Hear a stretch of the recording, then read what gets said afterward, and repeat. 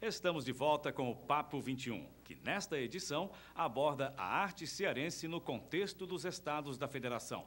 Neste bloco, as intenções do Manifesto Neocontemporâneo de Paulo Klein. Acompanhe. Paulo, você escreveu para uma exposição que inclusive tinha cearenses, um manifesto neocontemporâneo, ou a constatação de um neo-naif, não é isso? Na verdade foi um texto, uma provocação, onde eu lido com esses limites e o próprio desgaste do termo naif, né, da origem dele, como ele é aplicado hoje no Brasil. A própria Bienal Naif, ela já não é uma Bienal nos moldes tradicionais do Naif internacional. O que eu coloco é que o Brasil tem uma produção espontânea que foi incorporada pelo universo naif sempre que interessa comercialmente, por algum motivo. Então, entre outras provocações, eu coloco ali um olhar neo-naif no sentido de um ingênuo, como eu digo, mas não tanto, né? É uma produção artística que já tenha um nível de reflexão, inclusive, do seu papel, né? E aí eu incluiria muitos artistas que, na verdade, trabalham num limite entre uma produção ingênua e uma produção já erudita, ou não queria adotar o termo, porque ele, sem dúvida alguma, abre para um outro debate, uma outra polêmica, que é a questão do contemporâneo, ou, como eu tenho brincado, neocontemporâneo, né? Porque até o termo contemporâneo ele transformou-se numa etiqueta, numa marca, né? Numa referência de época. E hoje ele perdeu, inclusive, o seu sentido semântico para ter um sentido quase como uma grife, né? Porque o que me parece que, na minha concepção, é que você tem arte de qualidade, você tem boa arte, você tem diluições, produções menos significativas. Eu acho que você encontra tanto produção de qualidade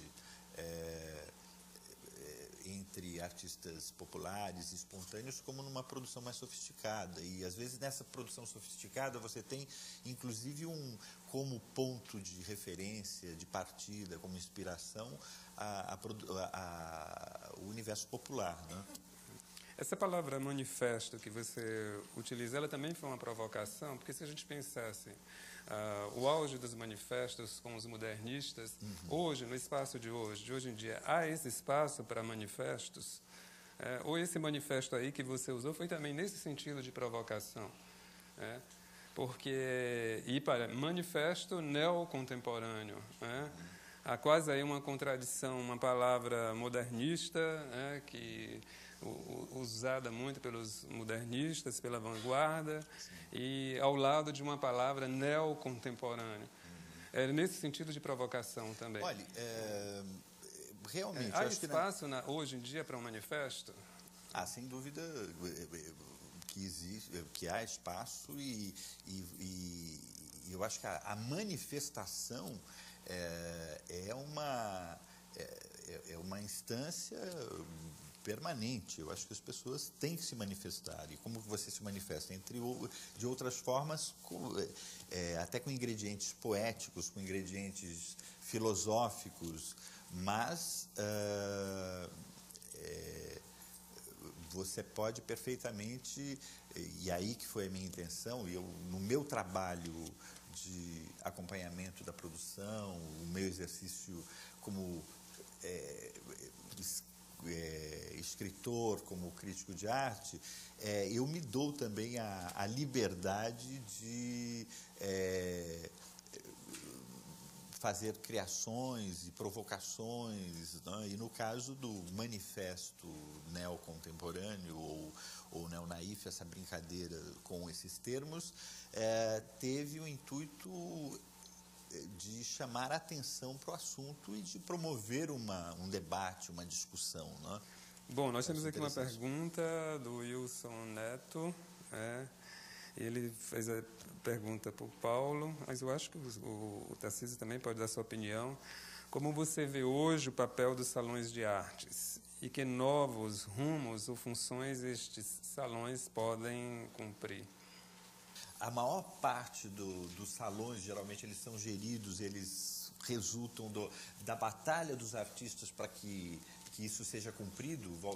Muitas vezes, por força de lei, existe uma lei que determina que o salão deve acontecer anualmente, né? Você hoje tem exemplos de salões que, por exemplo, de Goiás, que oferece, não dá um prêmio, mas os artistas selecionados, eles têm uma verba para realizar sua obra. Até porque, em função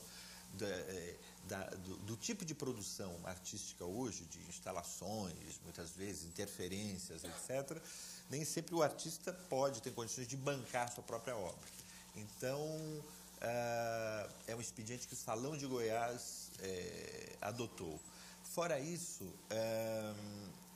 os salões tradicionais existem ainda, alguns têm acontecido, eles caíram num certo descrédito até por uma postura do próprio meio intelectual das artes plásticas, curadores, diretores de museus, funcionários de instituições públicas que acham que o salão não cumpre mais a sua função.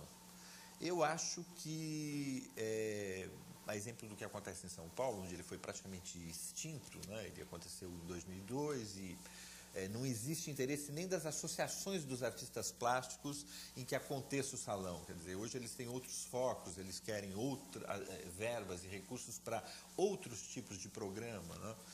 Eu acho que não se deveria eliminar completamente os salões sem se ter substitutos à altura, para que se permitisse a visibilidade da produção. Eu acho que sempre os salões de arte e muitas bienais foram cenários, foram painéis para o surgimento de novos talentos, às vezes para o reconhecimento de talentos já considerados, né?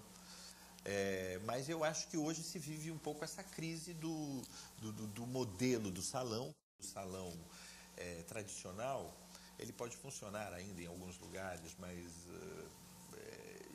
é bem discutível. Eu acho que ele precisaria ser revisto na sua maneira como concurso e como modo de exibição, né? Bom, Zé, você, na década de 70, aí você dialogou com vários estados da arte. Numa década só, se a gente pegar aí os anos 70, você dialogou com a arte objetual, com o seu regador, você fez com a arte figurativa, com os retratos, a paisagem, a série de índios, com a instalação. E isso numa época que, a década de 70, nós tínhamos aí já a arte, os conceitualistas, a arte conceitual, a arte concreta. Você não sofreu algum tipo de pressão? Bom, não, as pessoas, o público geral, aliás, nem admitia que era arte, né?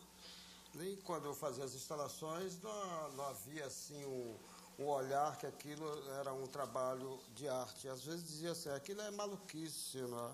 Sempre. Então, por isso a minha dificuldade, inclusive, foi acreditarem no meu trabalho como artista. Sempre as pessoas me achavam muito mais maluco do que qualquer outra coisa. Mas a teimosia era uma coisa, era a forma que eu encontrava de me expressar, e era a linguagem realmente internacional. Era quando o artista ele rompia com as coisas tradicionais, com os salões, com a galeria, com os quadros, com tudo isso, e eu facilmente também saía e voltava para a galeria, estava sempre nisso. O importante para mim era estar fazendo um trabalho atuante, um trabalho em que eu, como artista repórter, pudesse estar dando o meu recado.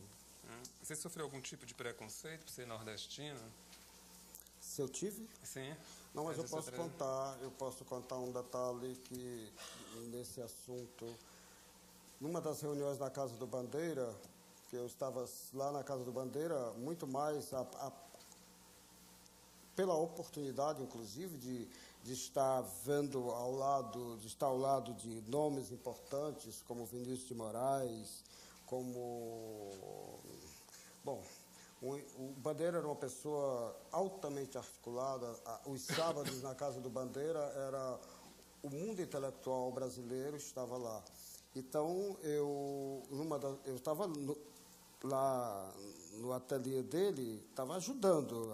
Na realidade eu estava trabalhando, mas aproveitando essa oportunidade que o Bandeira sempre se dispôs a me apresentar às pessoas.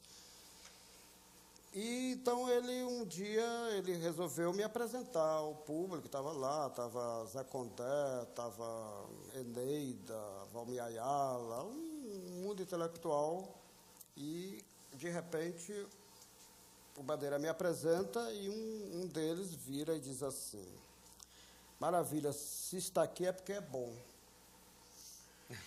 Isso bateu pela primeira vez essa história. Eu digo, bom, quer dizer, se eu não tivesse ficado aqui, não tivesse vindo, e os que estão lá não são bons, isso foi um problema. Eu senti realmente, no momento, que havia isso, e que há isso, até hoje há isso, há um preconceito, sabe? Mas eu eu pulo por cima de tudo isso. A seguir, a crítica de arte numa perspectiva filosófica e antropológica. Voltamos já.